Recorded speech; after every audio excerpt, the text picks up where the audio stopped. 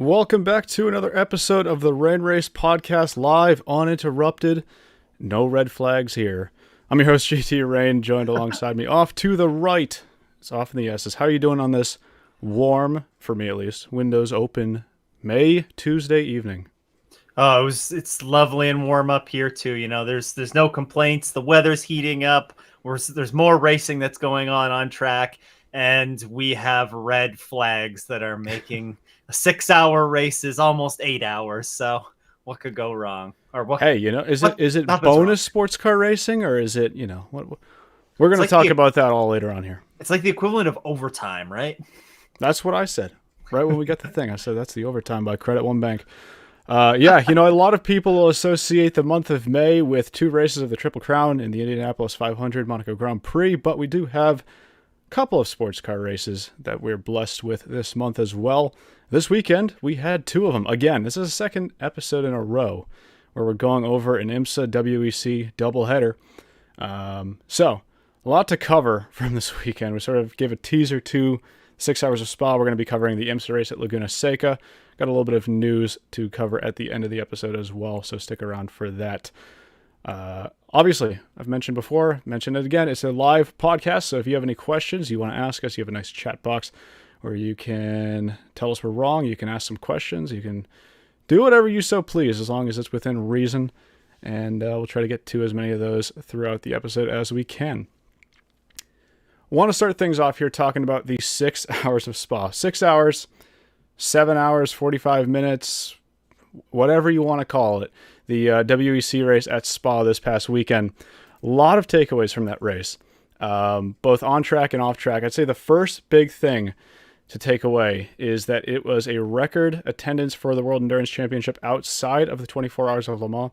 3-day attendance of 88,180 people, which I heard, but I guess haven't officially confirmed, was the largest attendance outside of Le Mans. Massive crowd there. Massive crowd also even on Friday for the qualifying session, Free Practice 3 as well. Saturday race this year, it was a 3-day weekend going from Thursday, Friday, Saturday, rather than the, I guess, traditional weekend that we'd see of Friday, Saturday, and Sunday. Didn't have to go too far into the weekend, though, to get a bit of drama. We had a big crash in Hyperpole for the LMGT3 class with Alex Malikin. Big crash at the exit of Raidillon in the Porsche, the Manthey Racing Porsche. He was actually still able to start in 8th place, though. You want to talk about the advantages of a GT3 category. I think a lot of people at the beginning of the season were saying, what are the big differences between GTE and GT3? I'll tell you one of them right now. There are a lot more GT3 cars out in the wild than there are GTE chassis.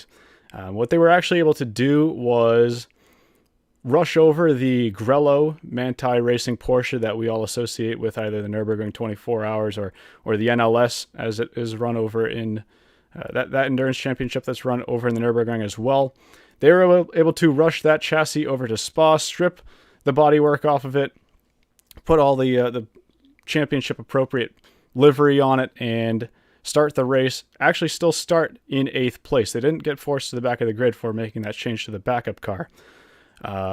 Also in the LMGT3 class Hyperpole qualifying session, though, it was a best qualifying performance of the season that wasn't really to be for the number 95 United Autosports McLaren, which initially qualified on the front row P2, but they were disqualified after failing to meet the minimum weight requirement set for that car. Not the only time we're going to be talking about that here. Moving on to the Hyperpole qualifying session, I guess a nice segue there. One of the things I noticed, and I don't know if this was particularly for Spa, but I definitely noticed it here, was the tire fall off in qualifying. Again, I don't know if that's a high-speed Spa-specific thing. The cars are running a lot less downforce at Spa than they would be at the last two races we had at Qatar, Imola. But it seemed like there was a very tight operating window in qualifying for those hypercars. They were running on the soft tire in the Hyperpole qualifying session, and it seemed like they really had, I'd say, probably 2 good laps to get a great time in. Towards the end of the session, we saw people darting back to the pits. Didn't really seem like they were going to be able to improve. Had a big moment for Kamui Kobayashi in the number 7 Toyota, where he looked like he might be on for a personal best time, and then got really squirrely in the third. I don't know if it's technically a third or still the second sector of the track, and I'm not going to bother with spot corner numbers either. But towards the latter half of the lap, had a big moment in qualifying as well. And then I guess one of the stories from the weekend, one of the main stories that kicked off what we were talking about at Spa, was the pole time in the hypercar category. It's another pole position for Antonio Fuoco and the number 50 AF Corsa Ferrari 499P. He's making a name for himself, a bit of a name as a qualifying strong driver. He had that initial Ferrari debut pole at Sebring last year, leaving his mark there. Got the debut at Le Mans last year. Got the pole position at Imola. Now the pole position at Spa. So we thought, at least, because that time as well was also disallowed due to the exact same reason as the number 95 McLaren, for being under the weight specification by 1 kilogram. And it was actually noted that that 1 kilogram difference was a mistake. It was due to, at least this is Ferrari's claim, that it was due to an issue that they had with changing some rear bodywork on the car after contact in free practice 3. Whatever new rear bodywork they put on the car was not to the exact same specification as what they were previously running. Quite a few stories there, Stu, from qualifying alone. And we haven't even talked about the 6-7 hour, 45-minute race yet. Yeah, I mean, for me, one the couple of things that stood out to me were, of course, the accident that we saw at Raidillon with the Porsche, and just how they were able to turn it all around, turn the car around, a new car, get it ready for the race the following day. Pretty incredible work there. You gotta tip your cap whenever you see an effort like that, and then also just the safety improvements that we've seen there in recent years at that series of corners at Spa. This was not a light lick for sure. And as that car appeared after the accident, but you gotta tip your cap again to the safety improvements that have been made at that corner.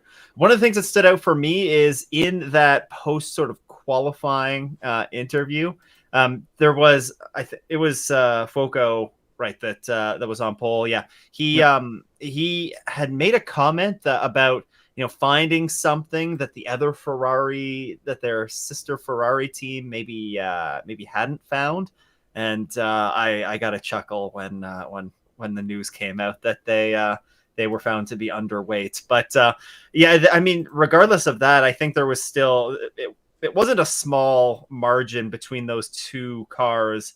No. But really, what surprised me the most was Toyota and their qualifying efforts. Definitely not one that they want to remember. And I don't think we're going to expect to see both of. I don't think we're going to expect to see that type of performance in qualifying from Toyota going forward. But that was a bit of a surprise to see both of them not make it through to. Well, one of them made it through to Hyperpole, Right. but one of them, of course, not making it through. Well, and that's one of the stories of the season, I think, is Toyota's pace. Last year, apart from the 24 Hours of Le Mans, they had the ultimate pace out of everybody in the field at every other race. It was pretty close at some other tracks, like Sebring. Ferrari got the pole last year. Fuji last year, Porsche was able to hold off Toyota for probably about 4 hours of the race. But overall, Toyota had the dominant car last year. And I think a lot of people, myself included, were looking at the first couple of races this season. We were racing at Qatar and we were racing at Imola. Those are new tracks to the World Endurance Championship. Nobody was going into those tracks with any data, any prior data that they could work off of. They had no setup knowledge going into those tracks. I thought going to Spa, maybe Toyota would regain a bit of that confidence there and some of that raw performance that we would come to expect from them. But, even at a track like Spa, where they've been uber competitive since 2018, didn't really seem like it was a weekend they want to remember. Yeah, it was not it certainly wasn't a weekend to remember in qualifying, and it didn't really get a whole lot better going into the race either. Yeah, and we'll get into that in a second here. I do want to give a quick shout to the cars that actually qualified in the front row, on the front row, in Hyperpole after the disqualifications were made. It was another pole position, first one on the season though, for the Iron Dames number 83 Lamborghini. A fantastic qualifying effort from Sarah Bovey in that car. Also a fantastic first stint in that car as well. And then in second place, it was the number 46 Team WRT BMW. Hyperpole qualifying session, it was an LMDH 1-2 with the number 5 Penske Porsche picking up the 100th pole position for Porsche in sports car racing, and the number 2 Cadillac picking up P2 with their best qualifying result. Best qualifying result, I want to say, since Le Mans last year, but I might not be 100% correct with that. In fact, I think I am wrong. I think they qualified better at some of the later races like Monza. So, moving on to the race, though. We were talking about Toyota's lack of pace in the race, lack of raw pace. One of the other things I noticed is that it just wasn't a flawless race from Toyota. Couple of mistakes that you typically wouldn't really see from them. They were I don't want to say they were a really seasoned racing team. I still think they are a really seasoned racing team. But more mistakes than I think a lot of people would have expected from them. There was a 5-second stop and hold penalty for the number 8 Toyota very early on in the race for a technical infringement. Later on in the race, the number 7 Toyota got a drive-through penalty for a VSC infringement. And then they too got a 5-second penalty, not a 5-second stop and hold in the final stint of the race for contact with the Iron Dames Lamborghini in turn 1. So, you got to look at the position they're in right now. They're not the raw pace setters that they were last year. They are having to fight more for those positions. And with that, I think we're starting to see a couple of these mistakes pop up here and there. Yeah. A few more mistakes creeping up. And again, it's easy to just concentrate on running a flawless race when you're not, when you're the clear class of the field and you don't have to worry about anybody really being in the same, performance window as you. But at this point in time, Toyota is in the same performance window as a lot of the other hypercar entries that are out there with them. And, when you're going to succumb to some of that pressure sometimes and take, these 5-second penalties, or as we were talking about just a moment ago, if you're going to push a little bit too hard and maybe make a mistake in your quality run and not make it through the hyperpole. So, I mean, I wonder how much of this is, just genuine mistakes, or if there is a component of, there's Toyota's being pressured into making some of these mistakes a little bit more often than we would expect them to see. Yep. And I do want to correct myself, since it was brought up in the chat, that it was the 100th pole for Team Penske in sports car racing, not the 100th pole for Porsche. Easy to make that mistake. Also want to talk about Cadillac in the first hour of the race. We're talking about how strong they were in qualifying. First hour of the race, they were starting on that qualifying tire set from the Hyperpole session, and it didn't really seem to favor them. They dropped from second place all the way back to 8th. Didn't seem to have the pace to battle that number 5 Porsche in the first stint of the race. They ended up getting passed by the 99 Proton Competition Porsche after a few laps, and then just continued falling down the order until they were able to make that first pit stop. I was a bit concerned seeing that pace initially and wondering if maybe they had the car really set up great for qualifying. Maybe it was a fantastic qualifying lap and they just don't have the raw race pace. But it seemed like that was really only an issue that was plaguing them in that initial stint.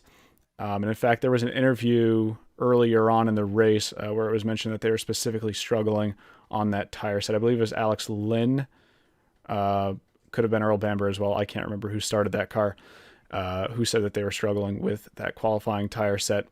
But the race did seem to come back to them for quite a while until it didn't. And we'll get back to that in a little bit later on. Toyota and Cadillac, though, they were not the only two hypercar manufacturers to have issues in the race. Actually, before the race even started in the Hyperpole session, the number 35 Alpine needed an engine replacement after they had an engine failure in that Hyperpole session. The number 50 Ferrari also reported some floor damage earlier on in the race. I can't imagine it was anything too significant because they seemed like they still had a good amount of pace, but maybe it was hindering them a little bit.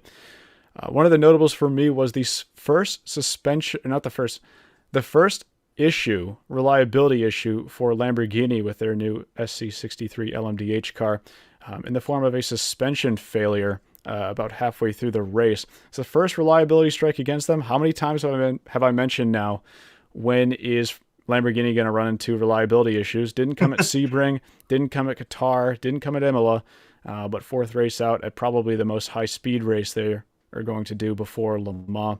And they run into an issue with the suspension.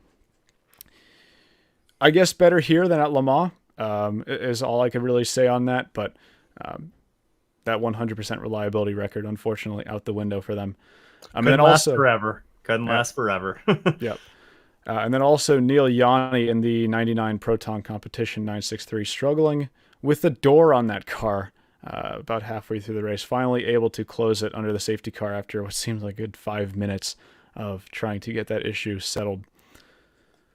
On the topic of Proton Competition, I want to talk about that team in a little bit more detail because I think Proton's performance at Spa was phenomenal, and I think it was very unexpected as well. They seemed so far, since their debut last year, to be second best to Jota in terms of the Porsche customer teams, but what a performance they had at Spa, and particularly what a drive from Julian Andlauer, who I think was probably my vote for driver of the race. I mean, he was making absolutely incredible passes up Radeon multiple times. I think it happened at least 3 or 4 times throughout the race that it was even caught on camera. Maybe it happened more than that. And I think at a lot of the race, it was Proton's race to lose. And they were ultimately one of those teams that were caught out with that red flag situation later on in the race. But apart from that, I think Proton put up a better performance than Jota at that race. And I know it's a little bit odd to say that given the final outcome of that race, but you look at where they were for the first 5, or I guess I'll say the first 4 hours of the race before the red flag. I think that they really could have been a contender for that win had the race not had the red flag situation. Yeah, I was thoroughly impressed by Proton as well. I felt like I kept looking at the screen and seeing this white with hints of red Porsche, and I just immediately assumed battling at the sharp end of the hypercar field, and I just immediately thought, oh, that's one of the Penske Porsches. But then you look a little bit closer, and no, that's the Proton Porsche that was consistently up, fighting at the front, passing the factory outfits. They looked seriously strong in this race, and I completely agree with you. If you didn't say it, I was gonna say it, that I thought they were the most impressive privateer entry in this race, even though they didn't get that top result. Yeah. Now, with all the hype around the hypercar class, no pun intended, by the way, I feel like LMGT3 gets overlooked quite a bit nowadays. And I'm not going to exclude myself from that. I'll definitely admit that I talk a lot more about the hypercar category than the LMGT3 class. But I will say, at the 6 hours of Spa, the LMGT3 class put on some great battles and a lot of great storylines out of that as well. We already talked about the Iron Dames effort and how strong they were, especially in the first stint of the race. We had some fantastic battles throughout the race for some of the new manufacturers as well to WEC GT racing, notably McLaren and Lamborghini. But we also had some fantastic battles for the lead between the two Manthey Porsches. The end of the race ended up coming down to a battle between those two cars. The 60 Iron Lynx Lamborghini was thrown in there as well. LMGT3, I think there were a lot of questions from people at the start of the season as to, what's really the point of this? It's a Pro-Am class. Why couldn't we have a fully Pro GT lineup? I don't like this as much as GTE. But I think that This race in particular, I think, proved a lot of those doubters wrong. That LMGT3 really does have a place in the World Endurance Championship. Sure, I'll admit GT3 racing can be a bit saturated nowadays. There's plenty of GT3 racing on the market. In fact, if you want top level GT racing nowadays, you're pretty much looking only at GT3. But I don't think that should take away from what we saw at the 6 Hours of Spa at all from that class. Yeah, I will echo what you've said, that it was great to see so many different manufacturers battling towards the front end of the grid in this one over the course of the 6 hours. Yeah, and it came down right to the final lap, really, in that class as well. It was the last couple of laps, just an insane finish, and you'll get to that in a second. Yep. Wasn't smooth sailing, though, for everybody in the LMGT3 class. And one team I want to talk about in particular, where I guess some of the hometown favorites in Team WRT with their 2-car BMW M4 GT3 program. Lost 2 cars in that race due to no fault of their own, really. They lost the 46 car after contact with the number 38 Jota Porsche 963, which the Jota had contact with the number 20 Team WRT BMW hypercar. So I guess it's WRT hurting Jota, that then in turn hurts WRT GT3 car. But overall, took them out of the race. I think that they were a really early favorite for that race. They were my pick for the second race in a row, and I felt pretty confident about it until, unfortunately, they were taken out. And a big fan favorite with that car as well, being the car that Valentino Rossi is driving in. And then, of course, we're going to talk about the number one thing. I think the biggest story to come out of this race is the contact that we had, the massive accident that we had between the number 31 WRT BMW and the number 2 Cadillac hypercar, whilst the Cadillac was battling the Proton Competition 963 for third place.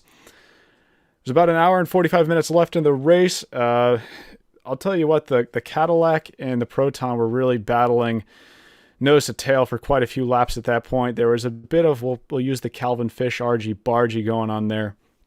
Some blocking going on down the Kemmel Straight for a lot of the race between, or from the 99 Proton Competition Porsche. And I think Earl Bamber just got a little bit overconfident. I think that's what we'll chalk it up to. It's just a sheer case of overconfidence. Thought he was going to get away with trying to go past the 99 car when the door wasn't really there. What was there was the 31 WRT BMW, and the two of them came together at very high speed.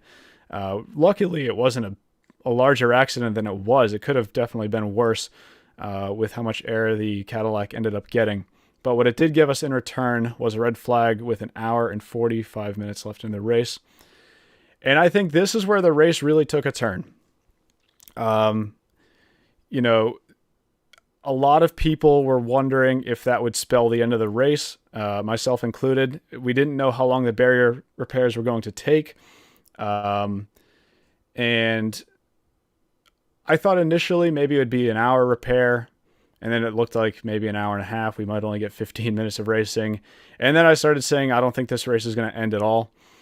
But then the WEC pulled a complete rule flip on us. Now, I'm a bit unprepared for this, admittedly, because I have the rules pulled up. I have screenshots of the rule book, and it's time for me to pull out the rule book, but they're over on my tablet, which is behind me. So what I'm going to do while I get that is, Stu, I want some of your thoughts on that contact that we saw between the BMW GT3 car and the Cadillac. I'm assuming you're probably in the same boat as I am with who was at fault for that, but not really what you want to see, and it's also the second year in a row that Cadillac has had a massive crash at Spa in the hands of that hypercar. Yeah, it's been a rough go for Cadillac at Spa. Their record isn't so hot, but yeah, it was actually pretty funny.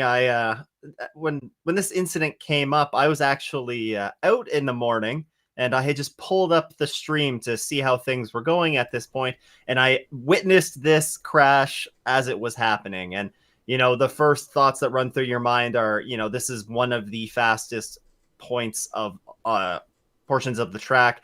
the Kemmel Straight, it's all out. And to see an accident like that at such high speed and a car, spinning around in the air, it was pretty scary. Again, we kind of get to see another example of just, unfortunately, it's Cadillac that seems to be giving us a lot of the examples of just how safe these cars are right now. And just the beating that they can take and still keep the driver safe. But for Earl Bamber here, it was, he saw an opportunity. You don't know when you're going to get a run on to be able to make an overtake like this. There's always the argument that at this point there was like just under 2 hours to go left in the race. There's a ton of time left. You can be a little bit more patient. But when you're in that moment, it's a little bit more difficult to reel yourself in if you see that opening and you try and go for it. And it was, if a fraction of a second more, just a fraction of a second, if he waits that long to be able to make that pass, then we're maybe talking about one of the passes of the race, depending on what they go on, how the race goes on to finish. But instead, it's not. Clearly this is all on Earl Bamber here. I mean, they also picked up, I think, a penalty for Le Mans as a result of it, a grid penalty. The BMW's right there, and kind of the rest is history. It was unfortunate to see because it took out a lot of good cars.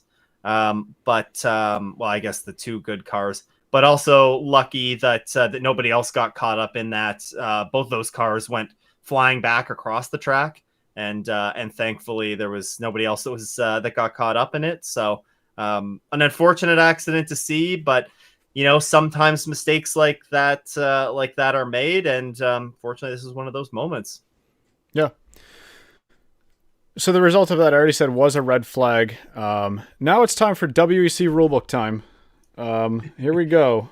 Article 14.4.5. Concerning all cars at the resumption of the race. No, this is the wrong regulation. I'm sorry. That's not what I wanted to have pulled up. I can talk a little bit about the decision to delay or to actually resume the race. I think I don't think anybody's going to argue and saying that this was the right decision to do, especially considering they had the ability to do it. I can't remember. I think it was a couple of years ago at Watkins Glen, in the 6 hours of the Glen, there was a red flag right towards the end of the race as well.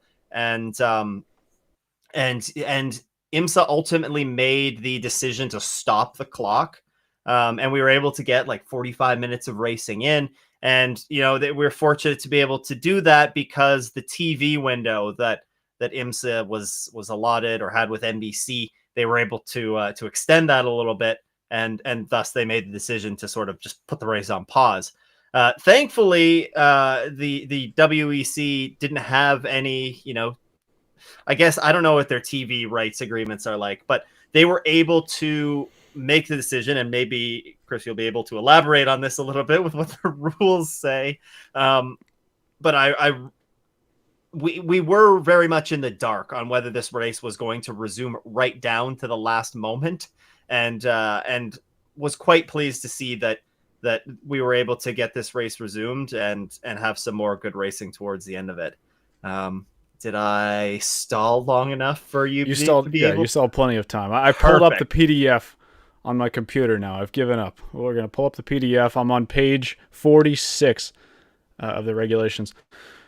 So looking at the WEC rulebook for the decision there, this is Article 14.3.1, suspension of a race under red flag procedure, which specifies that while the race is suspended, if the circumstances so require, the stewards may take the decision to stop and or modify the race time set. This may not exceed the time of the competition provided for in Appendix 1 of the competition, which, to my knowledge, that time specified was just basically the weekend.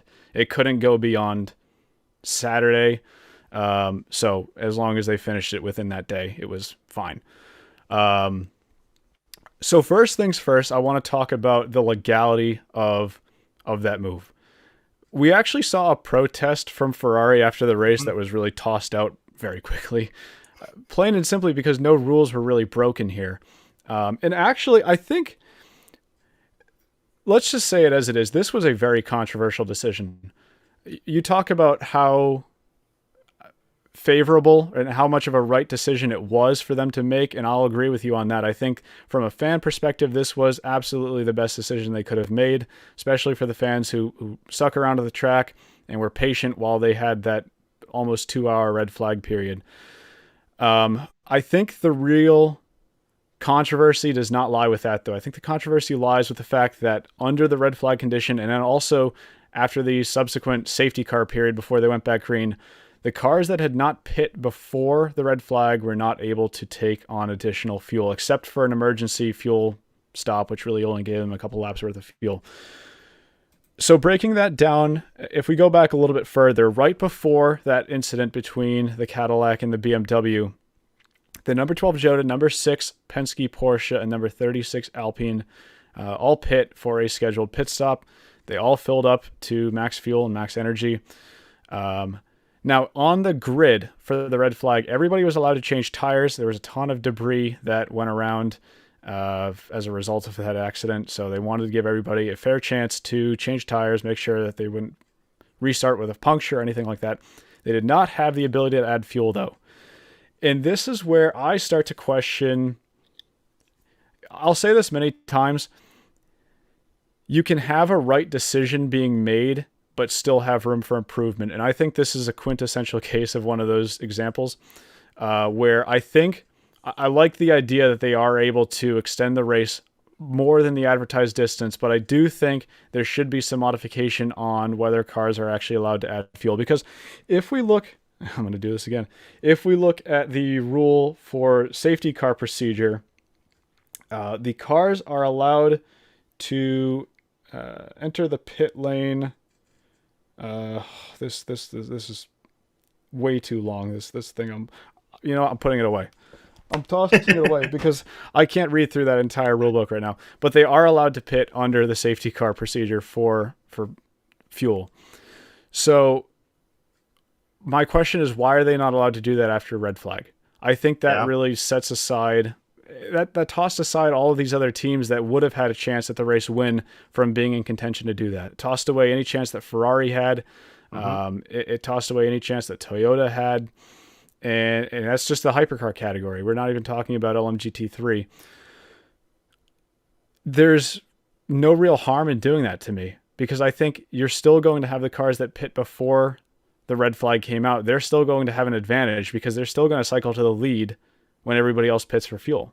So I can't understand that aspect of it too much. I kind of hope that's something that they evaluate changing before the end of the season. I think this was, let's just say it as it is, this was a very rare case here where it was like a perfect storm of things to mess up the race for a lot of people. It was a red flag at the perfect time for a few teams, and the worst time for an equal number of teams. Actually, more teams got hurt than benefited.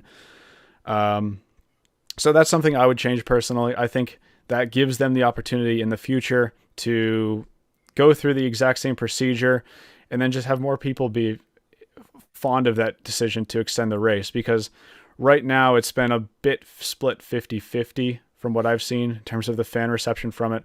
And I can say there are a lot of unhappy, not just fans from that decision, but also teams that seemed like they weren't too pleased with the decision to extend the race. Not going to call it any names, but if you know who got the wrong end of the stick from that, it shouldn't be all too surprising.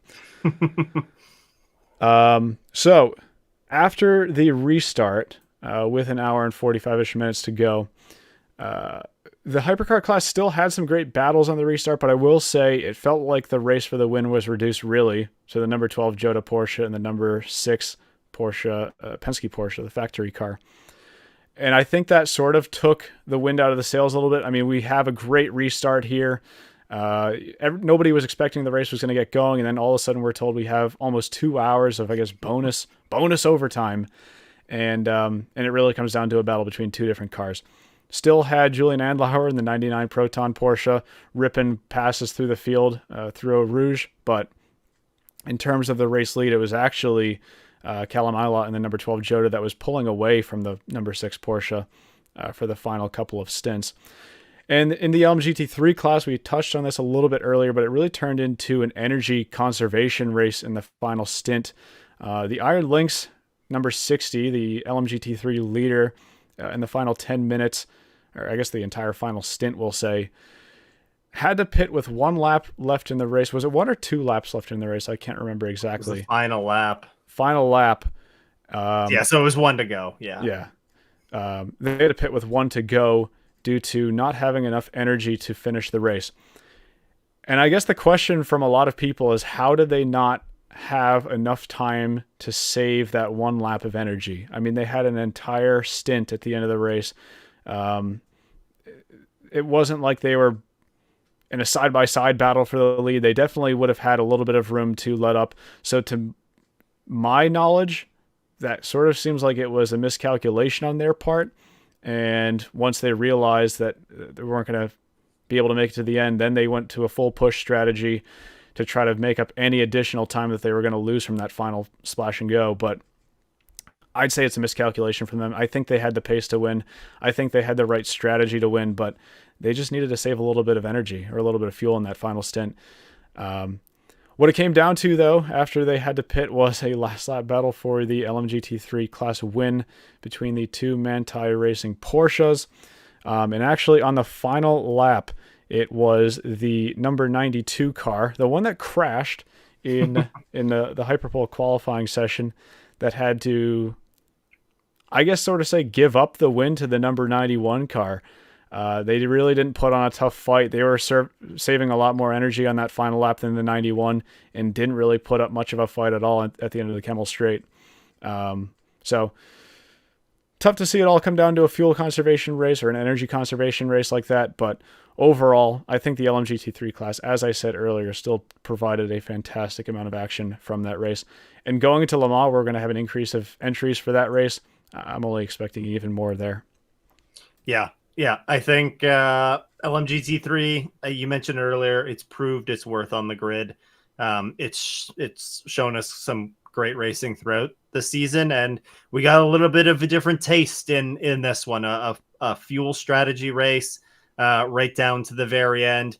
You know, it sucks when when a team that you're cheering for has to pit with 1 lap to go, or still has to conserve fuel in order to make it to the finish, and they end up losing the win. But it certainly made for a dramatic final couple of minutes there, and it was entertaining to watch. That's for sure. Yep. So in the hypercar class, I almost said hyperpole. In the hypercar class, it was a first win for Hertz Team Jota with the number 12. That's the new car that they started running this year, that Porsche 963 over the factory number 6 Porsche Penske Motorsport 963. And then in third place, it was the number 50 AF Corsa Ferrari. Rounding out the podium, what I really think they would have wanted to come home with a win there. I mean, that's the second race in a row where Ferrari had the ultimate pace to win. At Imola, it was their mistake. At Spa, it was nothing really they could have done different. It was just circumstance that they ended up falling into. I want to talk about the winners and losers of this race. And apart from Jota and Manthey, of course, winning in class, one of the other winners I would say would be Alpine. They had some engine trouble in qualifying, of course, but I think they showed promising race pace, as I predicted they would. And this is the second highest speed circuit. Well, I don't know if this is the second highest speed circuit, or Fuji technically is, going into Le Mans. So to have the pace that they had here, wasn't ultimately race leading pace, but I still think it's pretty promising to have that pace going into the 24 hours of Le Mans. And then on the losing side of things, Cadillac. I mean, what more can you say? This was a chance for them to get their best race result, their first top 5 since Le Mans last year. And ultimately came down to an over-aggressive move. I mean, we can talk about it for 3 hours if we want, on how, if they waited just a half a second longer, they could have been on the podium for that race. But ultimately, that's going to be one that they want to forget, and hopefully a lesson that they can take to Le Mans. I would It came to my mind that I would almost put Cadillac as a winner in this, just because this is the first race this year that they've actually looked like they were in contention, like serious contention.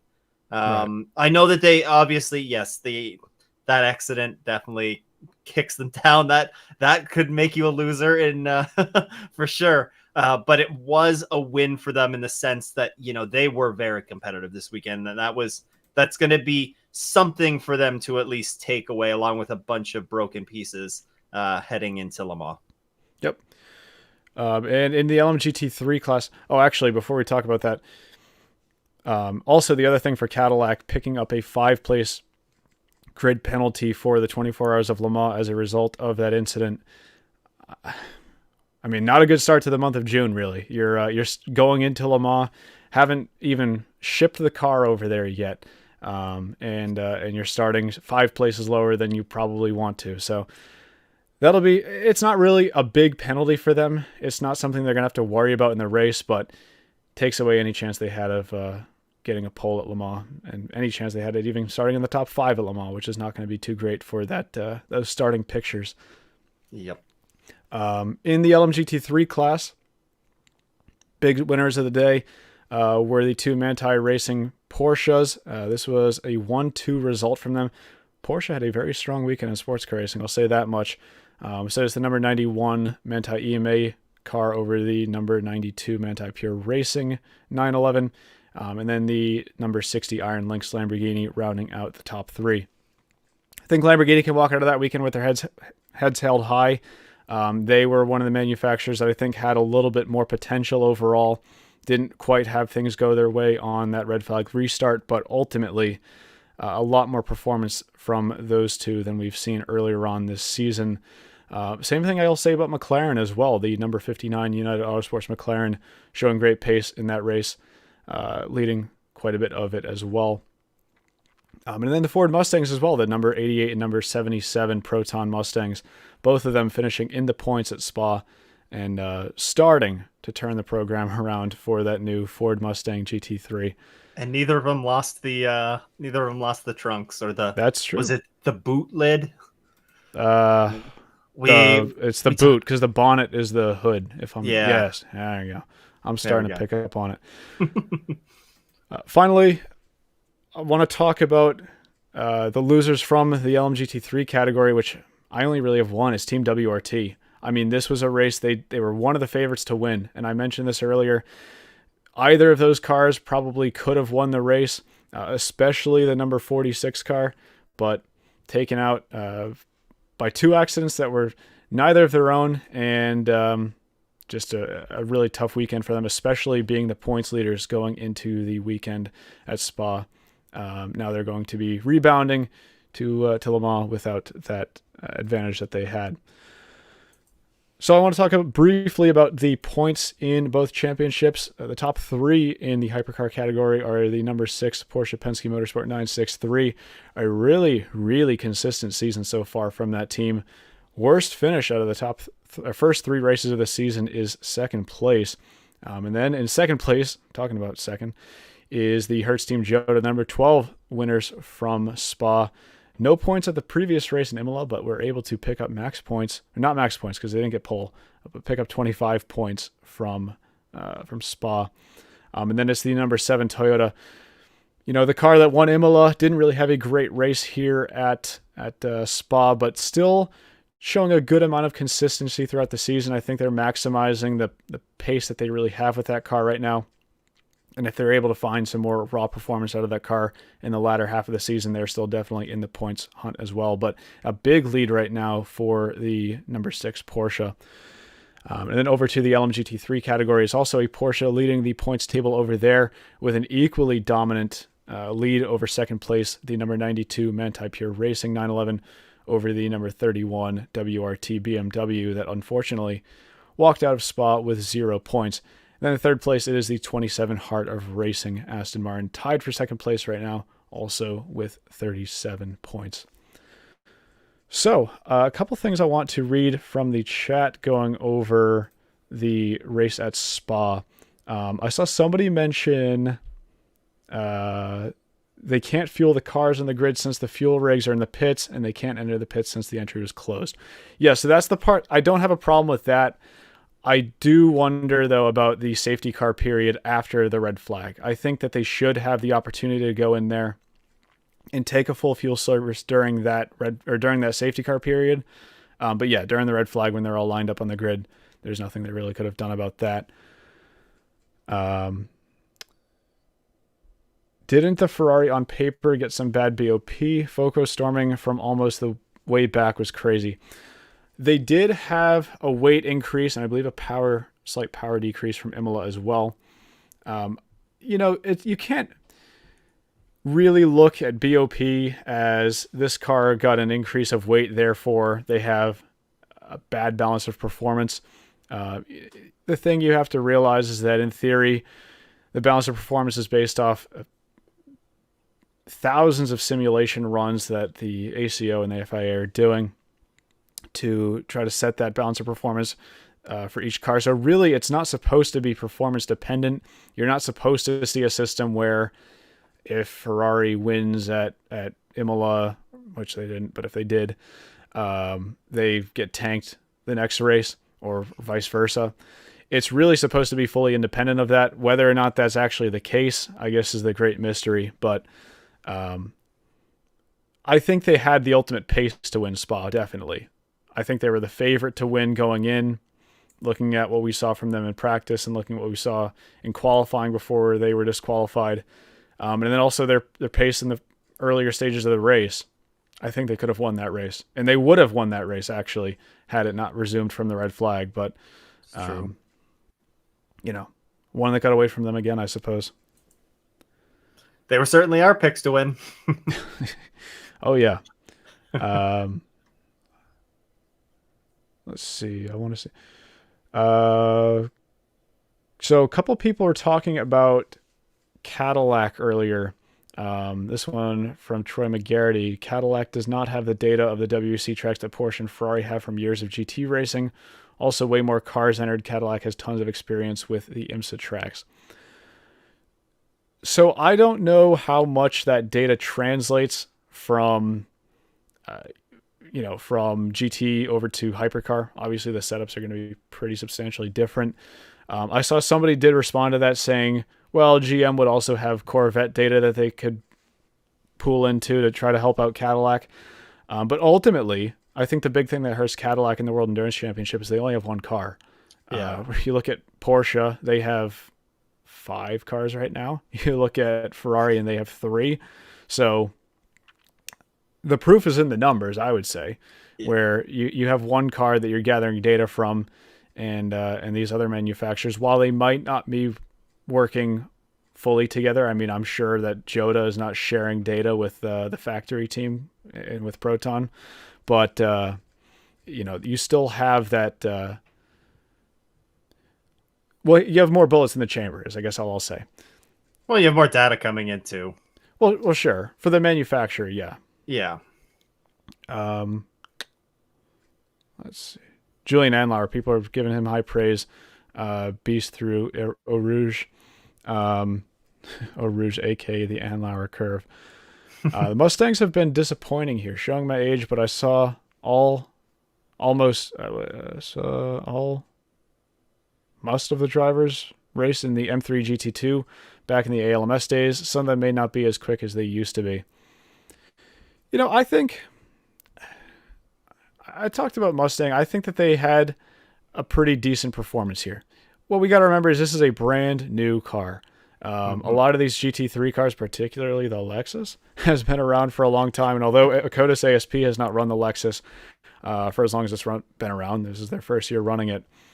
That car has a lot more maturity in it. So, you can talk about the pros and cons of having a new car. Pros would be it's probably going to perform better if it was completely unrestricted. Cons are it's a brand new car that you don't really have any reliability data to work off of. You still have to sort of build that car up. So I think we're going to see more promising performance out of that Mustang in the future, especially on the WEC side of things. So I would say stay tuned for that for that. Later on in the season is when I'd expect them to start picking up some better performances. But showing the pace that they had at Spa, being a high-speed track, I don't know. Maybe they're a bit of a dark horse pick for Le Mans. That would certainly be a big story. A dark horse pick like the Ford Mustang dark horse? Oh, I wasn't even trying that, you know. I wasn't even trying, but we'll take it. Couple people talking about the decision to resume the race. Eduardo Freitas made a right decision to resume the race. A decision, I'll say, I don't think was in many people's mindset at all. The commentary team certainly wasn't talking about the possibility of it. And I talked about how much of a win it was for the fans. The one loss I'll say the fans took from all of that is that some of the people left the track early because they didn't realize the race was going to resume. They didn't realize the race had the ability to resume. They were trying to beat the traffic up because I think Spa is like a one country road leading up to it, much like Sebring, by the way. And they were trying to take advantage of that. So very unexpected, but yeah, I think overall it was the right decision, a controversial one at that. But as I said earlier, I think the controversy comes more down to the fueling issue than the resumption of the race itself. I'll come back to some more of these later on. I do want to turn the tables over and hop across the world as Roger Penske did, going from Spa over to the IMSA WeatherTech sports car race at Laguna Seca, because we're talking about unexpected winners in the World Endurance Championship race. I think we also have a couple of unexpected winners to report on from Laguna Seca as well. Yeah, maybe some unexpected winners and the car that we just expect to lose every race at this point as well. I don't know if 31's ever going to get a win. But to just quickly touch on the qualifying session before we hop into the race, it was the 0-1 of Sebastian Bourdais laying down a very nice lap time to beat Pipo Derani and end his reign of poles. Bourdais put in a lap time 1/10 of a second faster than Derani, and honestly, not surprising based on the pace that they were showing in qualifying. But Philippe Eng in the BMW M Team RLL number 24, qualifying in third. The BMWs showed great pace all weekend, and you know what? Throughout the weekend, and especially in qualifying, all four of the manufacturers had cars that were within throwing distance of pole. There was nobody that was tremendously off the pace. It was good to see there. Now, as we flip over to the race, things will change a little bit. But the Cadillacs locking out the front row here at Laguna Seca. It was actually an all GM front row as we go down into the GTD Pro class as well. GM had a pretty good qualifying day here as the two Corvettes breaking through with some strong performances here. They were pretty significantly faster than the other manufacturers in qualifying. And that good pace would transition over to the race. They beat the next closest competitor, was the Pfaff McLaren, showing some pace. They were half second off though. And then in GTD, we talk about a car that we haven't seen towards the front of the grid much this season, or even really I guess specifically this season. In the 45, Wayne Taylor Racing with Andretti Lamborghini. Danny Formal, put the friend of the show, put that car on pole in that class. So it was great to see them, get a nice quick result in qualifying. Flipping things over to the race, though, it was kind of a little bit night and day from some of the other races that we've seen so far this season. It was a nice clean start in both of these, in all three of the classes, but both of the split starts, it was clean on both ends of it. The pole sitters in all of the classes were able to hold the lead for the early portion of that race. And one of the things that we saw in this race that we haven't seen, well, I guess one of the things we didn't see in this race that we've seen a ton of in the earlier races this season was the lack of safety cars. There was one full course yellow throughout this entire race, and it was not for really an accident. It was for debris. that ultimately came off the number 7 Porsche Penske 963, brought out the full course yellow, and initiated, a round of pit stops. One of the weird things that happened on this round of pit stops, and I want to ask if you heard anything about this at all. When they were coming off of pit road, it was very obvious that the 31 Cadillac beat the number 6 Porsche off of pit road. But then we saw a similar moment to what we saw at Indianapolis last year. There Yep. was some side by side running behind the safety car, and we never really got a great explanation as to why the 6 was the car leading us to green. I heard in the broadcast there was mention of something about a scoring loop, or where the actual end of pit road was. But I never saw a good, clear explanation as to why the 6 was the one that led us to the green flag. Did you hear anything about that? So on the NBC broadcast, it was mentioned that it was the exact same thing actually that happened at Indy last year, which was actually, was it between those same two cars at Indy last year? It was one of the Porsches and the 31 for sure. I can't remember if it was the 6 or the 7. Yeah. That's what I had heard, and that's what I've been running with since then.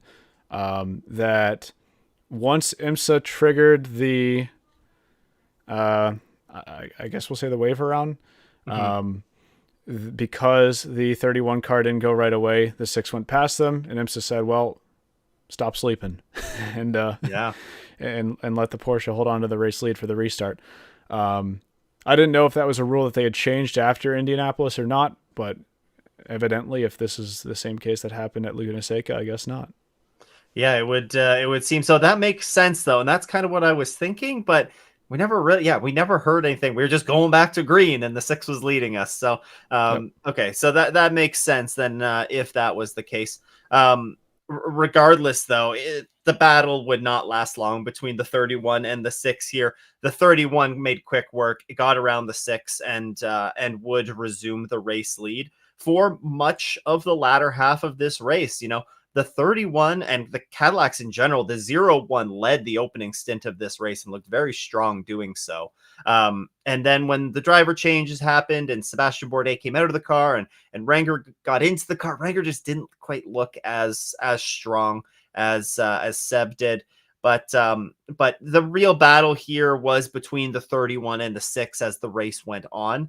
On the final pit stop, we saw the number 6 opted once again for a no tire strategy. We've seen this a number of times now, and Nick Tandy would say after the race that they think they found something that car is able to work with old tires, and they're able to double stint these tires and still extract a lot of performance out of the car. Whereas the 31, they took, I believe it was right side tires only. The 31 still made it out in front of the 6, but the 6 was able to gain a bit of time back. And really, the final 45 minutes of this race was just between the 6 and the 31. The 6 would close the gap up, and then traffic would bring them back apart, and then traffic would bring them back together, and ultimately it was with I think 12 minutes to go in the race, we finally saw what worked out to be the pass for the win. Jack Aitken just made the wrong decision navigating around lap traffic. He chose the wrong side of these. I think it was a Lexus, or it was a Porsche, I think, and one of the Corvettes. He made the wrong decision in which way to go around them, and Nick Tandy chose the opposite way, and that was the right way around, and that was really all she wrote. Aitken went off into the sand, gravel, whatever it is, and fell pretty much out of contention for the win. Still in second place, but Nick Tandy at that point was able to cruise to victory. On the GT side of things, we saw kind of comers and goers throughout the race. Corvette looked really strong in the opening stint in GTD Pro. We saw Faf after some rounds of pit stops. They would assume the lead and lead for a little bit. But really, once Lauren Heinrich got in Rexy, he was on another level with that car, and was able to drive that, make the pass on the Faf McLaren, and take it to victory lane there. And then in the GTD class, it was an interesting moment at the end of the race. I'm interested to see what your thoughts are on this. There was contact between what was the number? The 577, I think, is what Turner was running this weekend. They were leading in the GTD class. They had a few second lead on Windward, maybe a couple second lead on Windward at this point. Windward was closing, and Felipe Ellis was closing the gap quickly. But the Turner Motorsports BMW got together with the 40 Acura ARX-06, who was not really in contention. I think it was Jordan Taylor in the car at that time. Contact was made. The 577 came down, got into the 40, and it was this is in the same corner that actually Jack Aitken went off in and lost the lead in the GTP class. So it was an interesting moment between those two cars. Windward was ultimately able to get around and cruise the final few minutes to victory. But what did you see in this incident? Are you, do you see that Jordan Taylor was in the wrong here, or do you think that, the Turner Motorsports, the 577, that was, it kind of just came down on him? To be honest, I'd like to see an onboard from the 40, which I don't think was available. I don't think they had an onboard on that car that race. I can't remember. Yeah, I don't think they did. Okay. There was an onboard from, I think, one of the GT cars that was behind this that saw it happen. Yeah. I think we had an onboard from that, but I don't think we had one from onboard. No, we did have, I think I saw footage from onboard the 40, and you couldn't really tell that even contact was made. Yeah. Well, as you sort of alluded to a second ago here, this was, what is this, turn 3? Is that what we're going to call it at Long Beach? I think it's turn 3. That was a corner that was causing a lot of people a lot of trouble in the last 15-ish, 20 minutes of the race. I just thought it was a little bit of a weird incident, but ultimately Windward, the victors, or the ones who made out from it. I want to go back to the same corner, the incident between the 31 and the number 6. I don't know what your thoughts are on that, but to me, and it's so easy to say in retrospective, I know, but I think if Aitken just held the inside line, that was his best bet there, because it looked like he was trying to pass around the outside. While you could definitely do that in a prototype, the GT car is always going to weave out to the left side of the track anyways on corner exit. So the best case scenario really for him is that he was going to get run off track. Whereas if he tried to take the inside line, I don't think that the 6 car would have tried to make that move around the outside. Again, it's a simple mistake. It's one that I think anybody in the field could have made, and one that Aitken I think is definitely going to learn from. Just a gut-wrenching result from the 31 again. And we talk about what does Ferrari need to do to get a win in the World Endurance Championship, and what does the 31 car need to do to get a win in IMSA this year. It seems like both of them really sold their soul after last season, Ferrari winning Le Mans, and then the 31 car. I can't even remember the last time they've won a race. It was Sebring. I think it was Sebring that they won, right? That was it last year, I think. Yeah. So it's been over a year. We were talking about Wayne Taylor Racing and them needing to get over that hump. I think maybe now it's the 31. Well, maybe the 31 sold their soul after the championship deciding incident at the end of last season at Petit. But it's wild. You look at the 31, and they have finished second in 3 of the 4 races this year. Yeah. And then the one race that they didn't was Sebring with that accident. So which is another race they should have won, probably, or at least been in contention for the top 2. Yeah, you look at them so far this year, and we could easily be talking about the 31 having won all 4 of the races if just a couple of things go their way. They led again almost half the laps in this race. they're going to get one at some point, and it's probably going to be a race where they come out of nowhere to pull out a win. That's usually how these things end up righting themselves.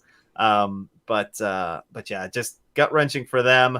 You know, you were talking about Jack Aiken and how, you know, he's going to learn from this, like you said. He's still he's newer to sports car racing. We tend to forget that, I think, sometimes, just how much we have talked about him the last couple of years and how quick he has been.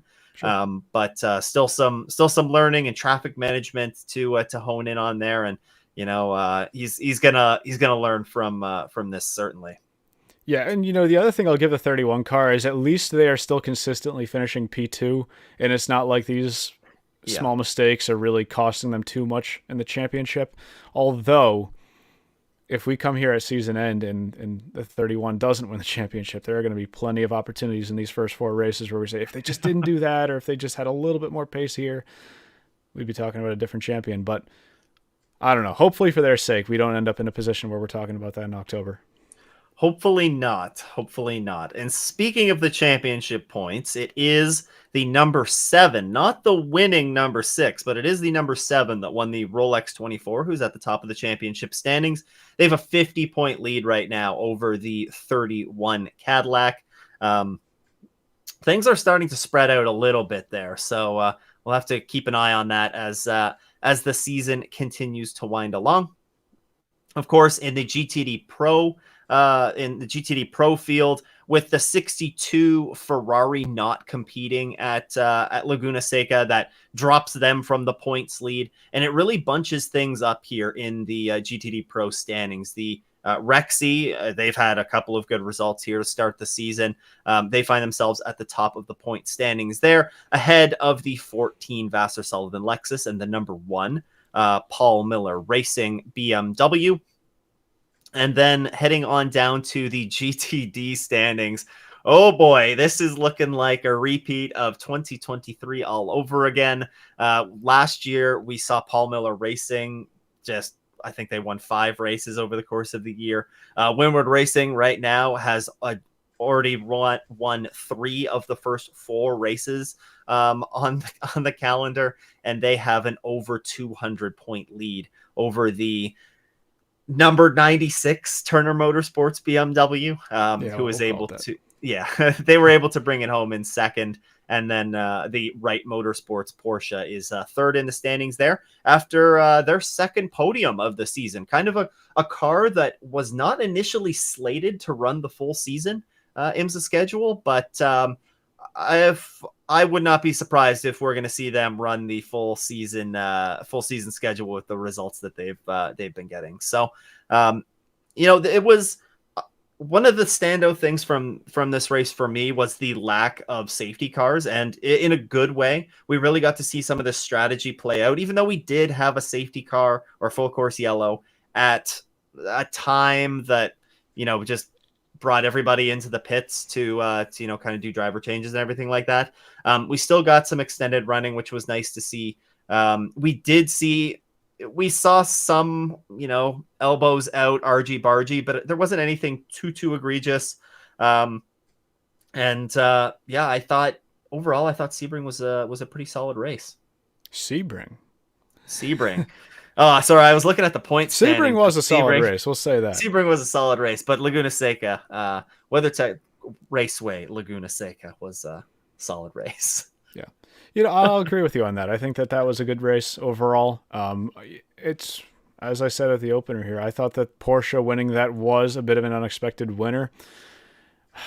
Porsche is proving extremely difficult to beat this season. And sure, you might be able to beat them in individual races, but their consistency across both championships right now is just top level. And I would look at them right now as championship favorites. It's very easy to say that when they're leading the championship, but you know, what more can you say about the performance they've put up this year? I think it's a complete 180 from what we saw from them last year.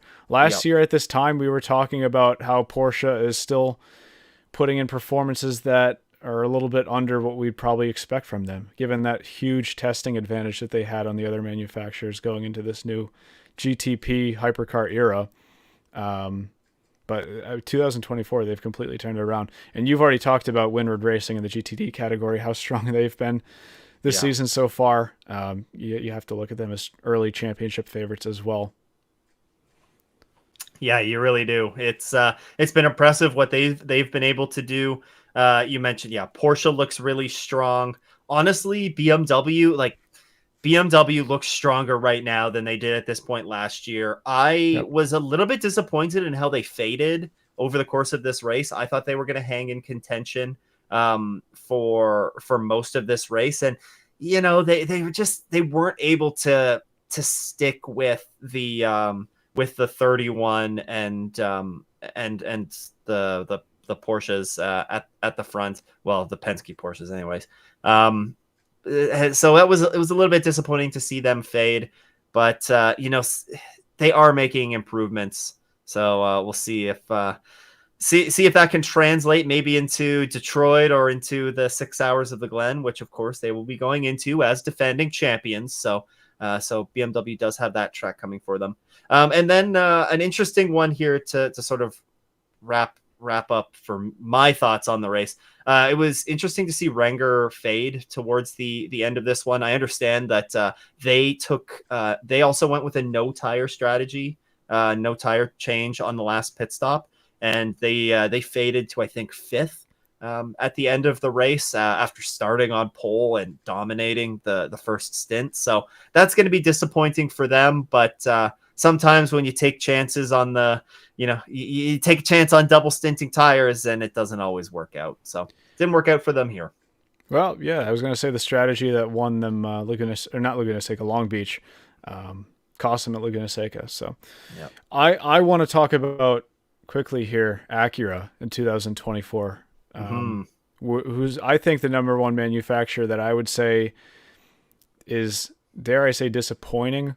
Of course, they picked up underwhelming. I think is a better word. They picked up that win at Sebring, which I think the win at Sebring was a little bit unexpected in some way. I think Cadillac was seen as the favorite performance-wise at that race, except for that final stint from Delatraz. But I certainly expected them to have more performance here at Laguna Seca. I think the Acura historically seems like a car that's been pretty comfortable and pretty quick in a lot of the high-speed turns, which Laguna Seca definitely has no shortage of. It's a high braking zone track, or a hard braking zone track, high-speed turn track. And I expected a lot more out of them here. And it really didn't seem like they had the pace to be consistently fighting for the front all weekend. So that's my key takeaway.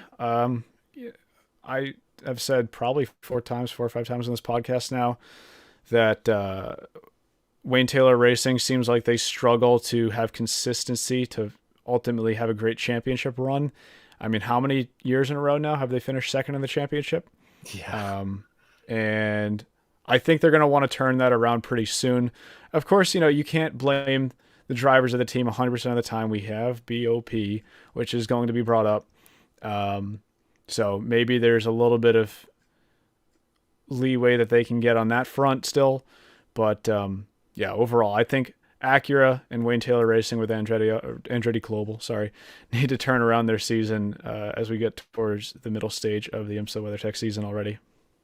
Yeah, they're going to be ones, and you know what? They have the drivers, they have the pace to be able to do it. You consistently look at post race reports. One that I look at is the B Pillar report. I would highly recommend going and checking that out. And Ricky Taylor is consistently up near the top of this list, which ranks drivers on the top 50% of their lap times from when they're in the car. So there's consistent good speed there. They just kind of have to put it all together in a weekend, and they haven't really been able to do that, with the exception of Sebring when they kind of walked into that win. So Wayne Taylor Racing, they're gonna come around, they're gonna improve, but just a matter of when. Yep, I agree with that. Looking at a couple of people in the chat, actually, somebody had actually mentioned Acura had bad race pace again. One step ahead of you. Or actually, maybe you were one step ahead of me since you said it first. I don't think you mentioned this. First IMSA GTD Pro podiums for the 720S and the Z06. Actually, I think Yep. one of those was your picks. The Corvette would get their first podium in IMSA. Same pick as the I WEC, by the way. Listen, I was looking at my Laguna picks with like 15 minutes to go in this race, and Wow. I'm like, I've turned my season around. I'm gonna get the 31 win. Rexy's gonna win, and Turner is leading. Corvette's in a podium spot. Like I'm 4 for 4 here, and then 3 of them fall to pieces. Well, no, Yeah. only 2 of them fell to pieces, but in pretty dramatic ways. Yeah. Well, I pointed that out to you. I was like, you're looking Yep. pretty strong right now. Um, yeah, I can't say that much about my picks. I'm continuing to fall short this season. I will say I was pretty impressed by the pole position for Danny Formal in number Yeah. 45, Wayne Taylor Racing Lamborghini and GTD. I had just a funny feeling about them. Danny Formal, Kyle Marcelli, I believe they swept the Super Trofeo Oh, probably. championship, not the championship, but the 2 races at Laguna Seca last year. They won like the Um, first 9 races of the season, I think. yeah, So, yeah. yeah.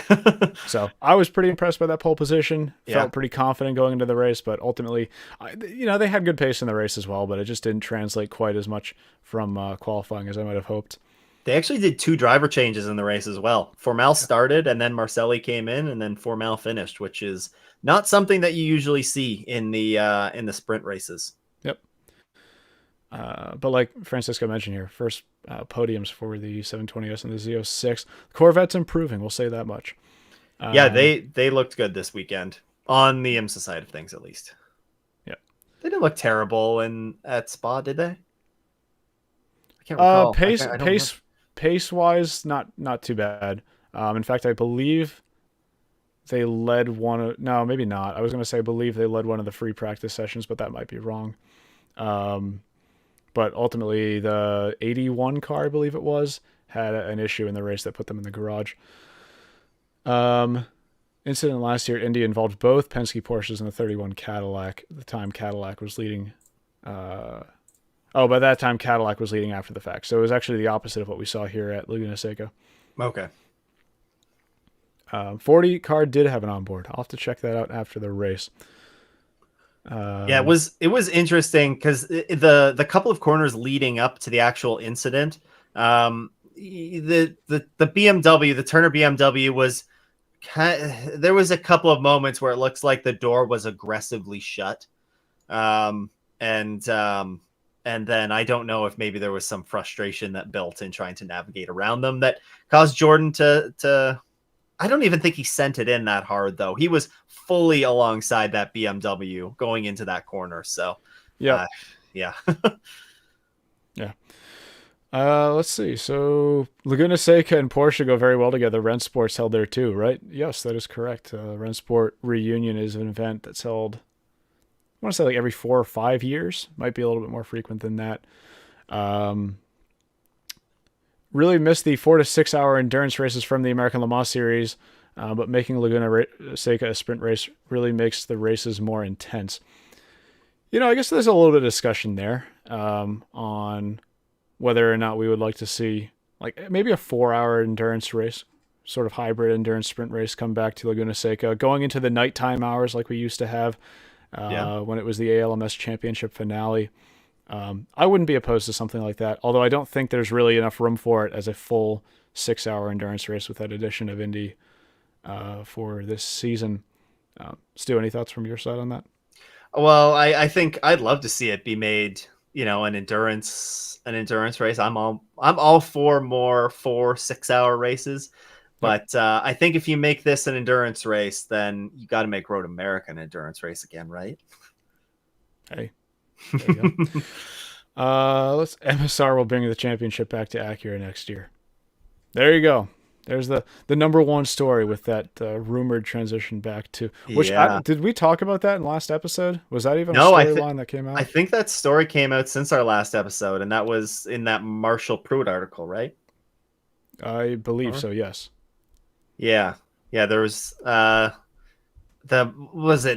Marshall Pruitt. There's an article he put on. It's about silly season. I think probably about a week or a week and a half ago now. And I think in that he discusses Wayne Taylor Racing, potentially going over to Cadillac, and then Meyer Shank Racing. I believe it's both mentioned in the same article. Meyer Shank Racing taking over the Acura program again, which would be unexpected. That's certainly given would be unexpected. Given the way that the Honda / Acura MSR relationship ended in IMSA last year. Finally made it to a live stream. Normally always listening to the podcast. Well, welcome for the first time here live. People are giving praise to the 500 miles of Road America that we used to have as the endurance race in the American Le Mans Series. If you could make one endurance race a sprint race and one sprint race an endurance race, what would they be? Easy. Make Indy. Indy's not a 6-hour race anymore. Yeah. And give me Road America as the endurance race. Unless you want to go crazy. I would almost say the exact same thing. Yeah. It's like that's for the sake of being different. I'll say you can do a Laguna Seca 6-hour race if you want. Long Beach, a 6-hour Long Beach race would be. No, don't even say it. But also a couple people saying a joint event at Coda. That would I would take that as well if you had a joint event with the World Endurance Championship. I don't know if you're going to get 2 endurance races in the same week, although they did at Sebring. So it's true. Yeah, I wouldn't mind seeing something like that either. I want to jump over to a couple of the news stories from this episode, then I'll get back to a couple of questions since there were some from the WEC section that I didn't get to earlier on. The Le Mans driver lineups now are officially complete. The entry list is officially published, which means that we now know 100% sure that Sebastian Vettel will not be racing at the 24 Hours of Le Mans this year in the number 4 Porsche 963. I think that comes as a disappointment, but not really a surprise to a lot of people.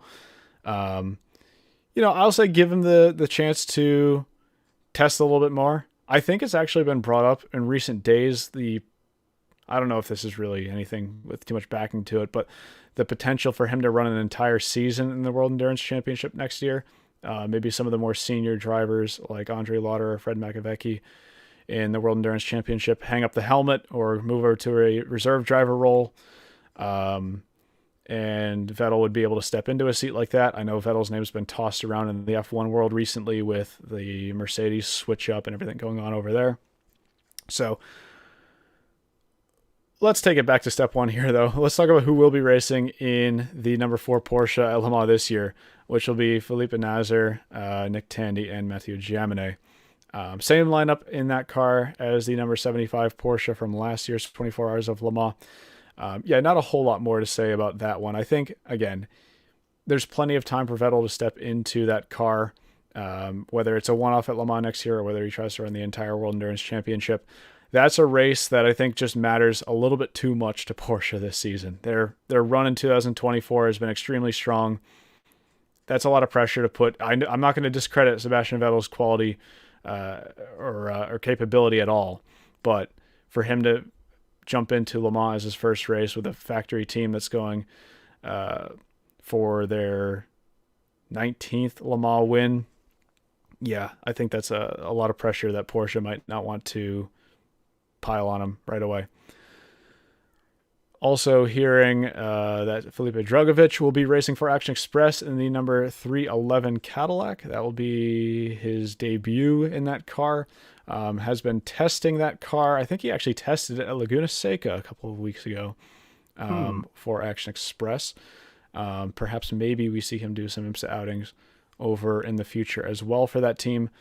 But I believe he's still an Aston Martin reserve driver for Formula One as well. So bit of a notable name. We could still see him in some IMSA events then, Aston Martin joining the IMSA grid in GTP next year. Yeah. Hopefully. Depending on that too. Knock on wood. And then the last notable here that I want to talk about, because this was a surprise to me, is that of Jordan Taylor returning to the GT racing ranks in the, not a Corvette, number 155 Spirit of Race Ferrari, alongside the father-son duo of Johnny and Conrad Larson. This is, to my knowledge, first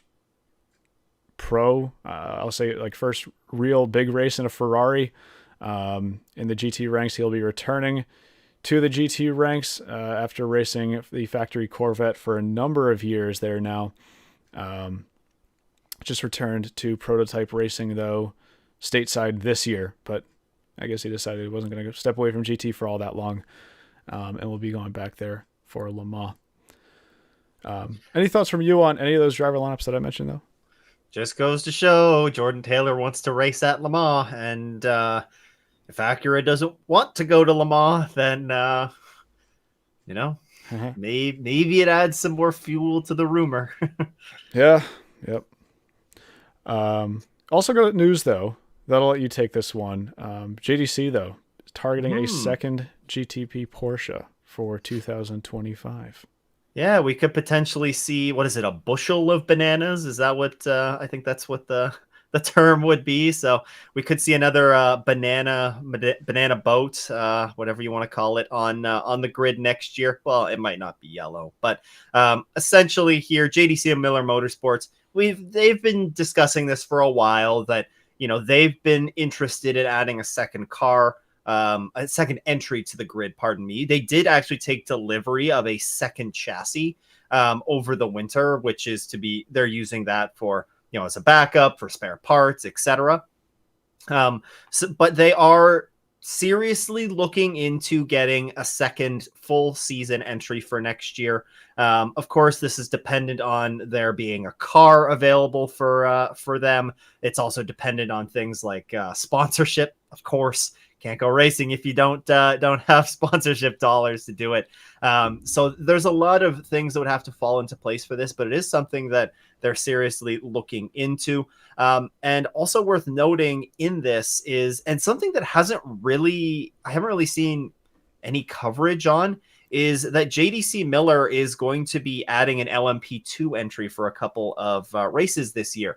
At CTMP, where the LMP2 class is a headliner. Of course, that makes some sense considering that the GTPs aren't going to be there. So it's not like they need a second crew for this car for that event. But they're also adding an LMP2 entry for Road America. So they're running a couple of races in the LMP2 class. And who knows, maybe this could be something that we see more from them, whether it be as the season goes on, as sort of a precursor to an additional entry on the grid next year.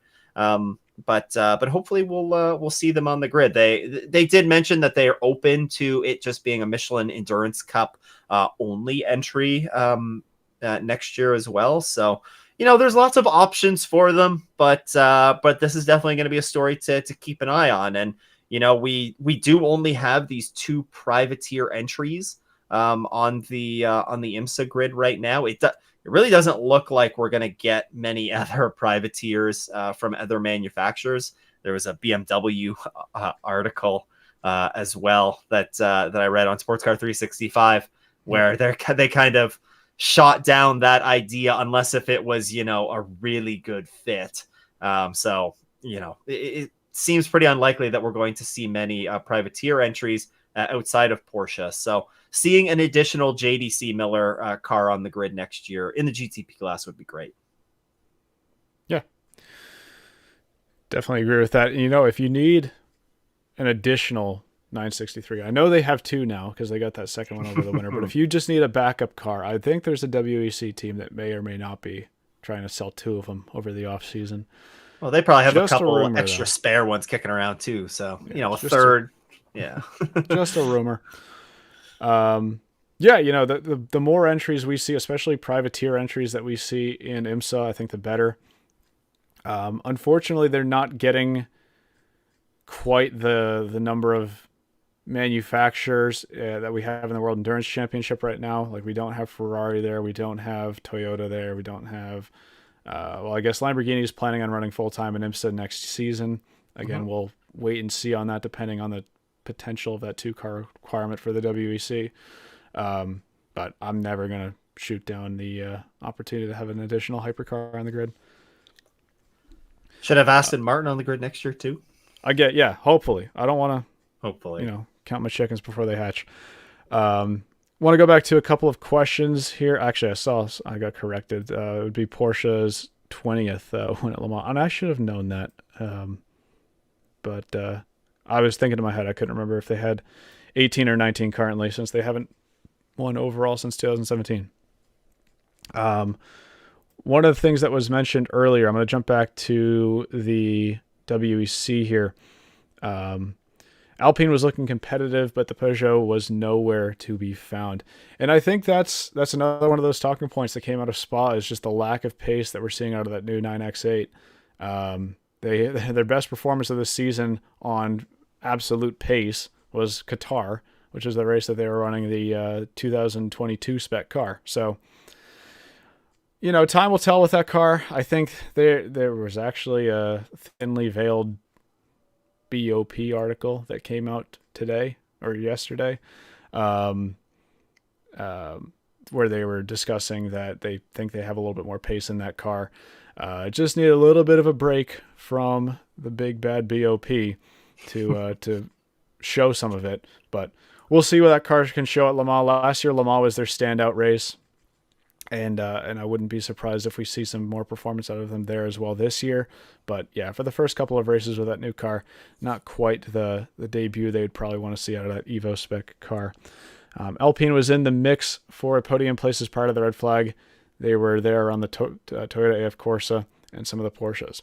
Yeah, exactly like I said. I think my prediction actually for this WEC weekend is that both cars would finish in the top 10. Didn't quite have that. The 36 car finished 12th, but overall, still a big improvement from what we saw at the first couple of races in this season. And then there was one more that I wanted to jump back to. So, with this coming year being the second 24 Hours of Le Mans that the LMDH cars will race, what are their greatest strengths and weaknesses versus the Le Mans hypercars? And which brand do you think has the best shot at a win? I don't know if they have any specific strengths, to be honest with you, over, one way or the other. I think the good thing with the championship this year is they're doing a pretty good job of blending those two formulas together to the point where it's not really noticed. A lot of people were putting the tinfoil hats on, saying the ACO will never let an LMDH car beat their precious Le Mans hypercars. Never will happen. That was quickly shut down at Qatar this year. It was backed up at the last race in Spa.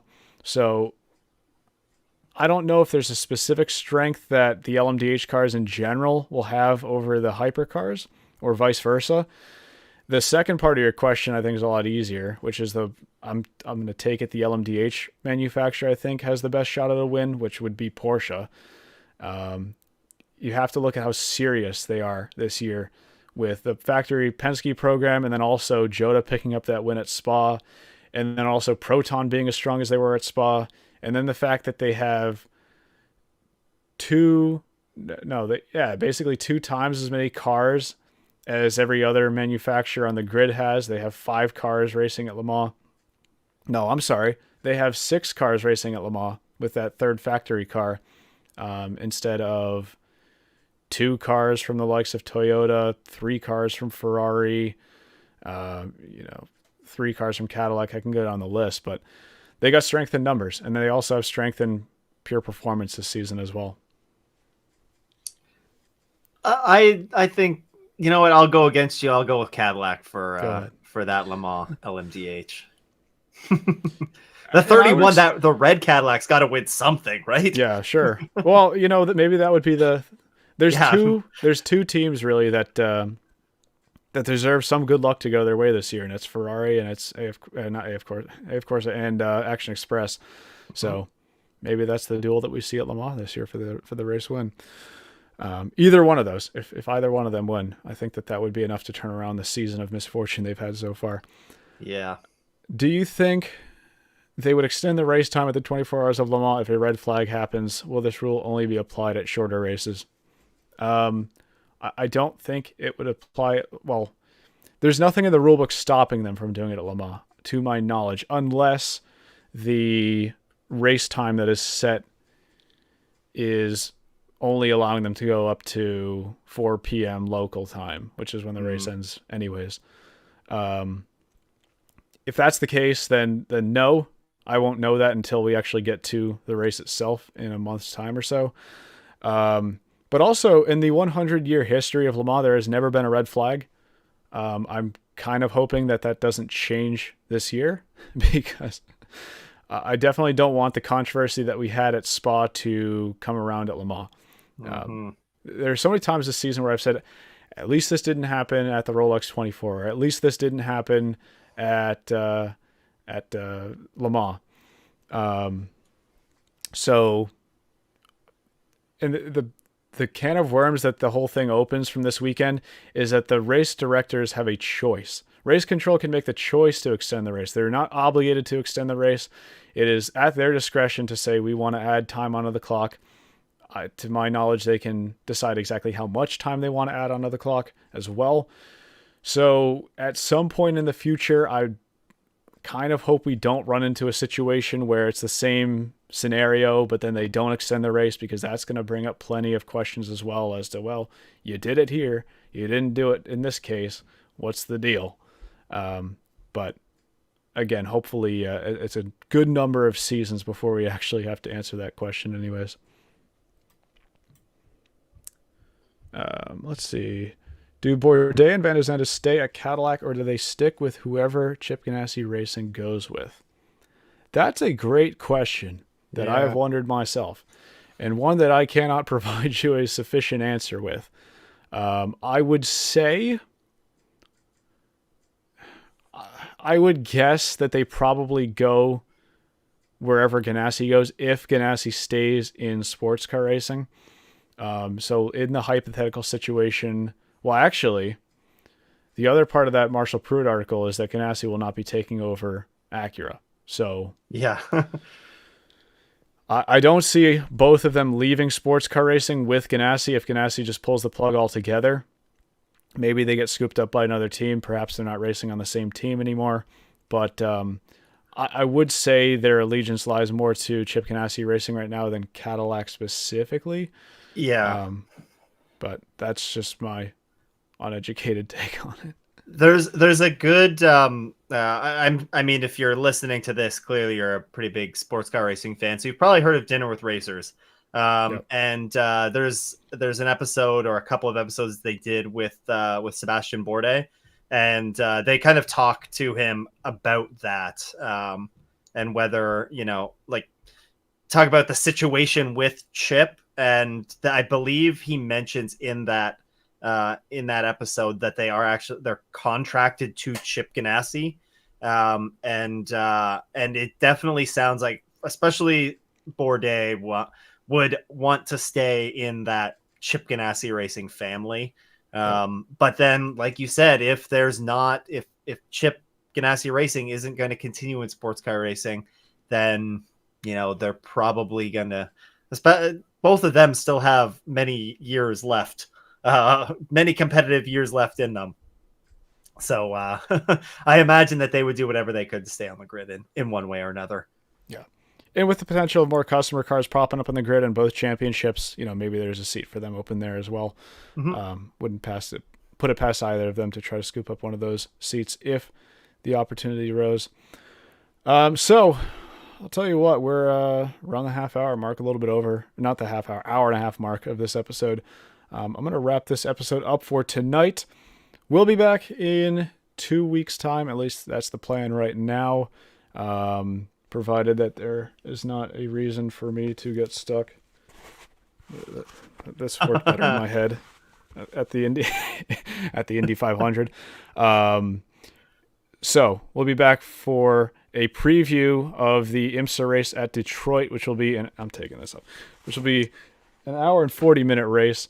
And then we have also not an IMSA race or WEC race at the first weekend of June, but one of my favorite sports car races of the year that I think everybody should definitely check out, at least for part of the race, is the Nürburgring 24.